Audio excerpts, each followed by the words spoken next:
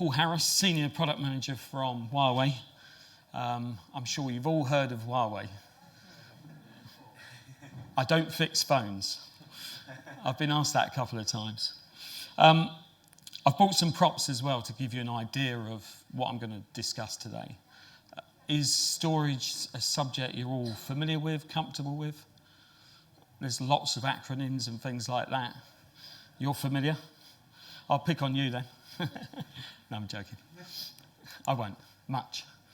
I'll just move these on a little bit. I think the point about Huawei that a lot of people don't know is that phones are actually a fairly recent market area for us.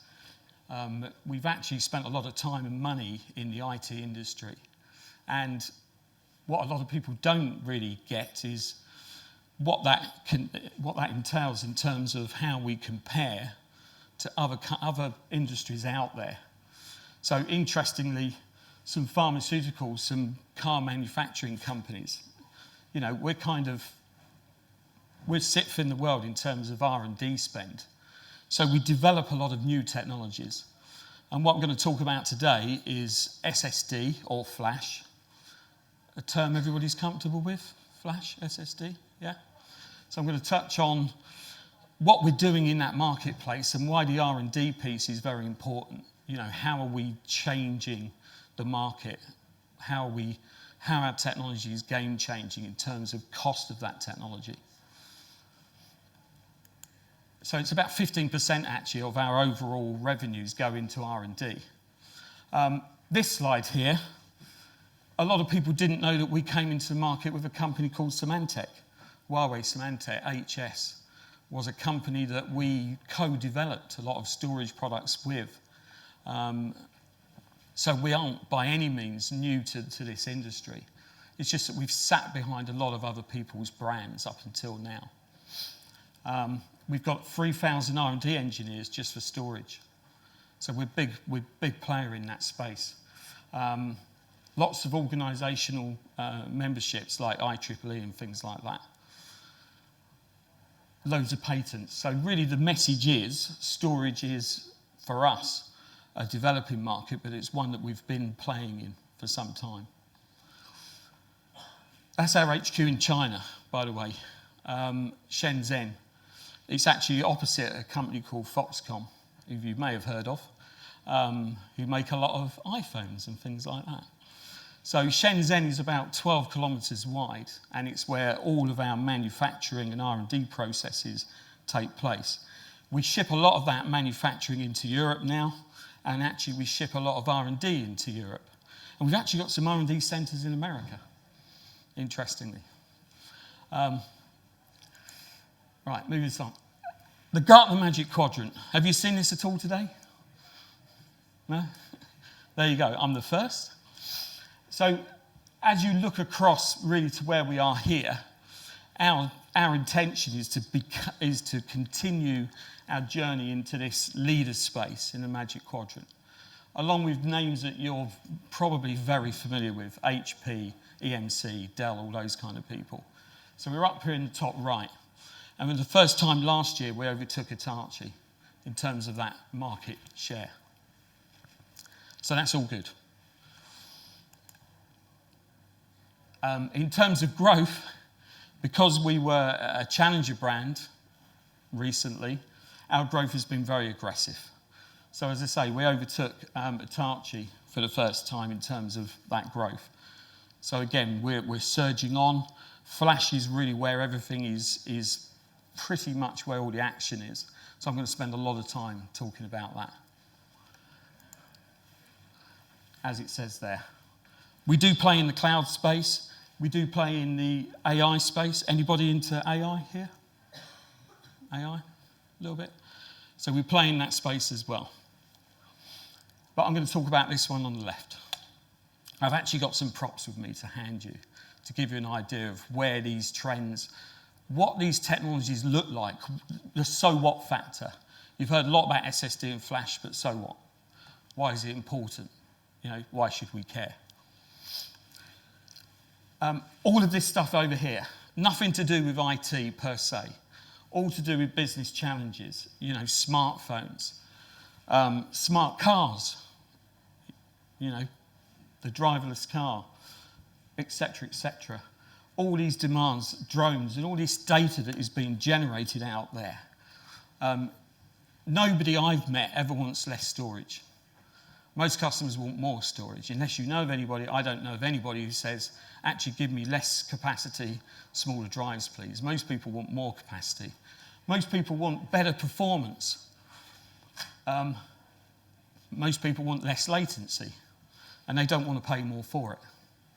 And this is one of the things that have held up the SSD market, is that there's been an artificially high cost difference between spinning disks and SSDs. So one of the things Huawei is doing is bringing those technologies closer together. And you can have all this wonderful stuff without some of the overheads that spinning disks used to give us. The spinning disk is one of the few mechanical products left in your data center today. It spins, it gets hot, it breaks, and it's typically quite big. So again, that's another thing that SSD is bringing to the party. So I'll build these out, actually. Go back one.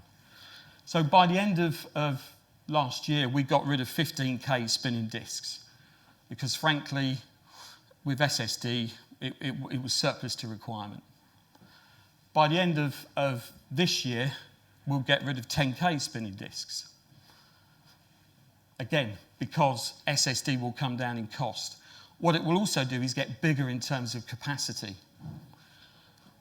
If any of you have bought a laptop in the last few years, couple of years, you'll notice those laptops getting lighter, and you'll notice the disk capacity is getting bigger. And that's typically because SSD is inside of those laptops, as opposed to spinning disks. So once we bring that price parity closer together, the need for some of these technologies will disappear. I'm going to hand some disks around so that you can have a look. Get back on the stage without falling. So if you want to hand, so that's a spinning disk, and that's an SSD. You see for yourselves the difference in terms of the weight of those things, and the fact that the spinning disk has a head that rotates. So it's got more chances of going wrong, of breaking down. We can't get those capacities high enough, and we can't get those disks to run cool enough. So we end up putting lots of air conditioning in our data centers, lots more power, etc. So the total cost of ownership of that spinning disk increases. Whereas the upfront cost of SSD is, at the moment, it's level because we have promotions, but you go back a year or two and it was quite a bit higher. But the ownership of that technology over a long period of time is better than the spinning disk. I just thought it'd be useful to see what those physical things look like. So by the end of 2022, we'll probably see the end of large nearline drives. So nearline SAS drives, very, very good for capacity, poor for performance. Again, physically very large, run very hot, take up a lot of room in your data centers. So I'm going to ask a question now, and whoever remembers it, I'm going to give one of these away by the end. This is a hot and cold flask. So the largest SSD that we make today is 15 terabytes. Remember that, 15 terabytes. The largest enterprise spinning disk we make is 2.4 terabytes. It's a massive difference. Nearline SAS drives, yes, we can get them up to 10 terabytes, but they're poor performance and very large. So in fact, SSD is already starting to look better in terms of the capacity of each of those drives. Also, some cache products are coming out, so some things like storage class memory, which is all about memory behaving like storage. So some of those newer ideas are coming along. So we can use those for things like read and write cache performance improvements. So that's a future technology. What this slide says over here is Huawei, because we make a lot of things, we're also making a lot of our own silicon now. So a lot of the controllers inside our arrays will be based on Huawei technology, not just the sort of the features themselves, but the actual silicon itself will be made by us. So what? That brings the cost down, effectively, because we don't have to buy it in from third parties. So it means our sale price to our partners and yourselves is reduced. And that's what that said on the right. If anybody wants to read something about Flash, does anybody use Flash at the moment? Yeah? Okay. Recently or over the last year or something like that? Right, okay. So you're pretty comfortable with it. Yeah. This article that was written by DCIG is all about where the market is today in terms of all flash array vendors. And you want to be in that top, you want to be in that gold space. And it's a completely non-Huawei article, independently written. So it's quite useful. And if you want the link for that, I'm sure that Blackstar can share the link with all of you afterwards. But it's actually, you might think it's bedtime reading, but for a change, I read through it. Because normally you just discard it. It's fascinating in terms of why this marketplace is here, why does it matter? Moving on. Dourado is our all-flash array. That's a purpose-built as opposed to a hybrid array. We've got some in the hall out there if you want to see any of them. Sometimes it's good to see this stuff. But Dourado is an all-flash array. It also uses something called NVMe, if you're familiar with NVMe, which is the next generation of SSD, non-volatile memory. So this just means SSD getting quicker, effectively. FlashLink is our technology for our controller, basically. I won't drill down into some of the more slightly techie type slides, which this kind of is a little bit. So I'm a techie, so I have to resist the temptation to talk to you all about the speeds and feeds and bits and bytes of it all. But anyway, that's one of our Dourados on the inside. If you're interested, I can share that later with you out there. So what? All flash arrays as opposed to hybrid arrays. Basically, we've got more power, we've got more performance. So we can do things like we can give you triple parity, if that means anything to people out there who are used to perhaps RAID 6 and things like that. We can give you another parity bit. So your disk array gets more resilient, effectively. The uptime of it is improved. That's what that says. Rebuild times. If you build large RAID 6 disk groups, if a disk fails, you have long rebuild times. We get over that because we've got a faster controller. That's essentially one of the benefits of all flash. Any questions so far? Let me know if you want me to go into the bits and bytes. Okay. We can also provide site-to-site resilience. So we have actually set up in our rig outside a dual-site failover solution where we can literally power off one array that simulates site A, and site B continues to run those services, what we call an active-active replicated solution. So that's what that's talking about there. We're also going to do a third site fairly shortly in an active-active configuration. So we're actually protecting that data across multiple sites, so we can afford to lose an entire site and your service will continue to run. We've got that out in the demo center if you want to see it. We can actually pull the plug and demonstrate that. That's what that says. Free data center, free DC. Okay. Also, dedupe and compression. Anybody using that? Yeah? You're getting good ratios out of it? Yeah? So some of these all-flash arrays will go up to 5:1 compression. And again, all-flash arrays, because they're so performant, we can push some of those features without worrying about stressing hybrid arrays. Compression on some traditional arrays puts a heavy load on the disk array. So we can turn some of those nicer features on. Some of the real-life applications, VDI. I don't know whether any of you have experienced VDI performance issues. VDI seems to be back on a lot of people's agendas now. It wasn't. If you go back a few years, it seems to be on and off. VDI is quite a big thing at the moment in terms of compressing that data. So you essentially buy less storage and achieve the same goal for your capacity.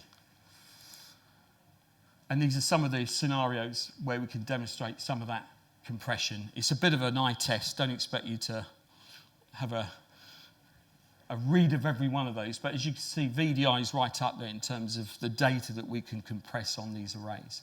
And again, without putting stress on those controllers. And dedupe as well. Some of our R&D centres, just to prove what I was saying earlier, Seattle, Silicon Valley, Boston. So we've got some R&D centres around the world. So this is where we spend a lot of our capital on developing new technologies. And so Watt Factory is really about making technology cheaper, really. That's what it's about. Okay, important slide in terms of, if you took, can you see the, I don't know whether you can see that writing in red, but if you took a storage array and loaded it with 42 SAS drives, 2.4 gig, took the same capacity with 16 7.68 terabyte SSDs, you're basically getting better performance.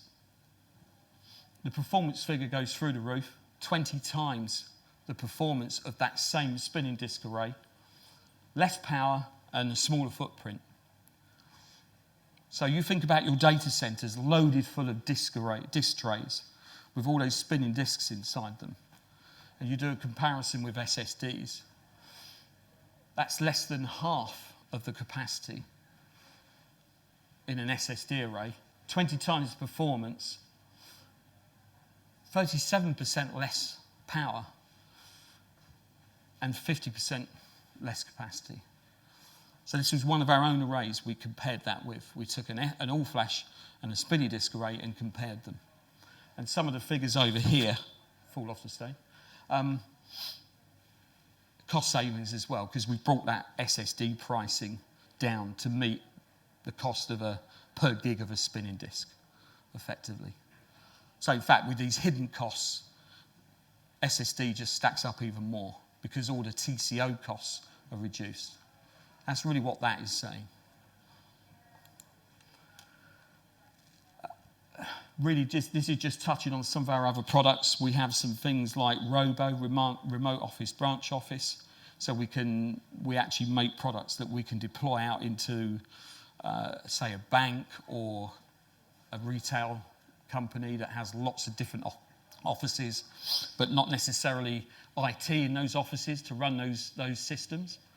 So we can actually have something we call Fusion Robo, which is an entire IT in a box with server, storage, UPS that we can deploy out onto those multiple sites. So we call that Fusion Robo. And really this is just some of our storage as a service products and also our cloud stuff. So everybody's got a cloud story.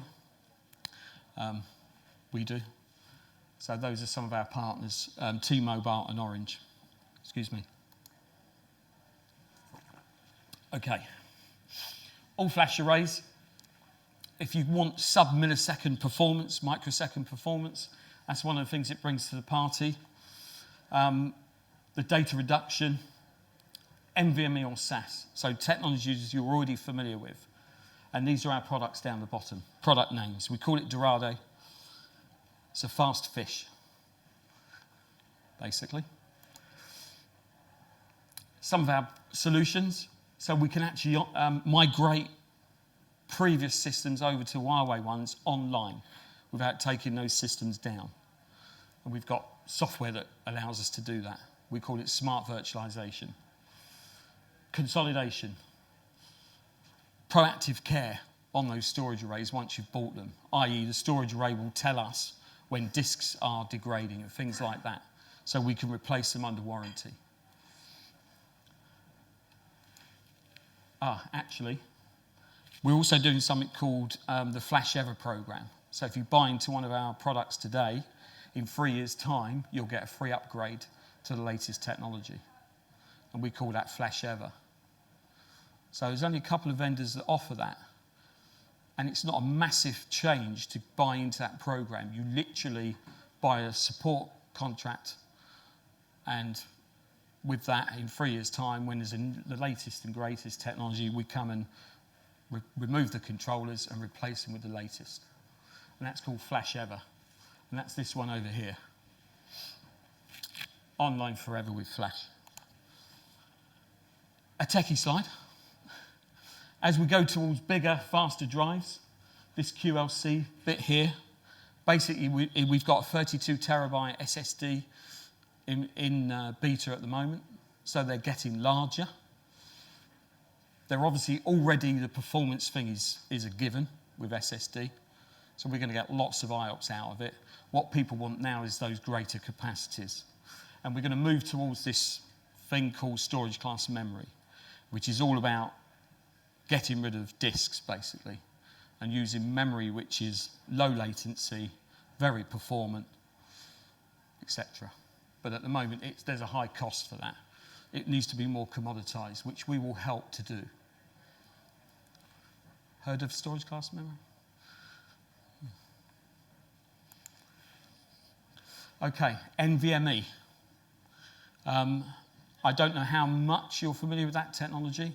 NVMe is the next generation of SSD. NVMe over Fabric is where we take that connectivity out of the storage array and put it into the interconnect, so into the infrastructure itself.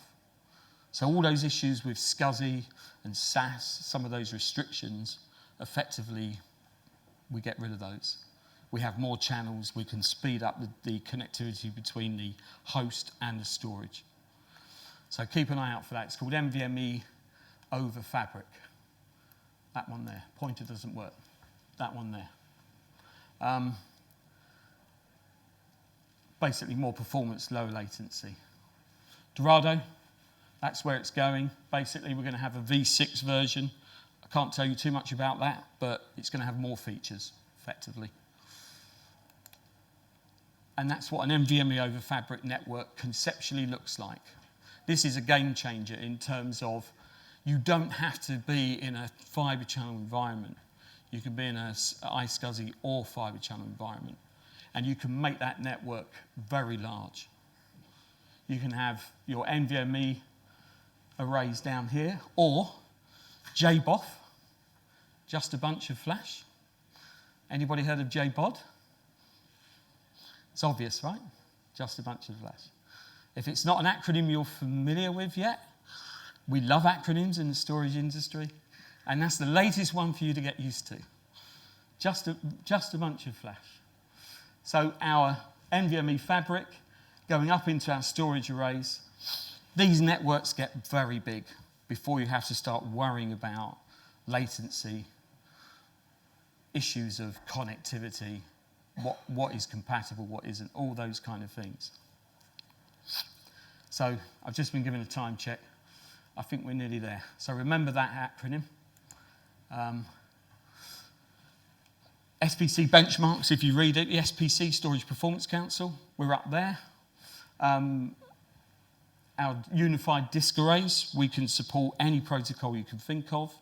CIFS, NFS, iSCSI, Fibre Channel, FCOE, you name it. We can hit all of those. And storage as a service, something we're doing now. I did all right with the time, right? Yeah, perfect. I was desperately wanting to get into the weeds, but time was important. Great. So before we go, I asked a question about the largest SSD. 15 terabytes. Who said that? Well done. Boom. I'll give this to you on the way out. Very good. Thank you very much, guys.